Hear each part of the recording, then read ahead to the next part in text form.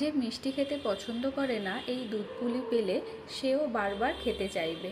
চলো কিভাবে দুধ পুলি বানাবো সেটাই আজ দেখে নিই। ফার্স্টেই নারকেলটাকে কুড়ে তার মধ্যে গুড় দিয়ে ওটাকে ছাই তৈরি করে নেবে, মানে পিঠের ভেতরে যে পুরটা যাবে সেটা বানিয়ে নেবে। তারপর গরম জল করবে, খুব ভালো করে জলটা ফোটাবে, একটু চালের গুঁড়ি তার মধ্যে নুন দিয়ে ওই গরম জলটা দিয়ে ভালো করে মাখিয়ে একটা ডো তৈরি করে নেবে।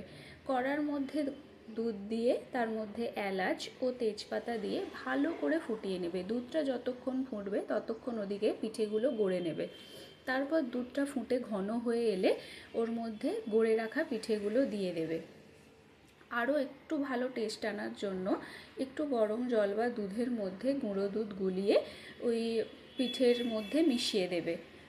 তারপর পিঠেগুলো সেদ্ধ হয়ে এলে ওর মধ্যে গুড় দেবে, গুড় দিয়ে ভালো করে ফুটিয়ে নামিয়ে নেবে। গ্যাস বন্ধ করে তার মধ্যে এলাচ থেতো করে দেবে, আর আরও ভালো স্বাদের জন্য যদি নারকেলের ছাই বেশি হয়ে থাকে সেটা মেশাতে পারো।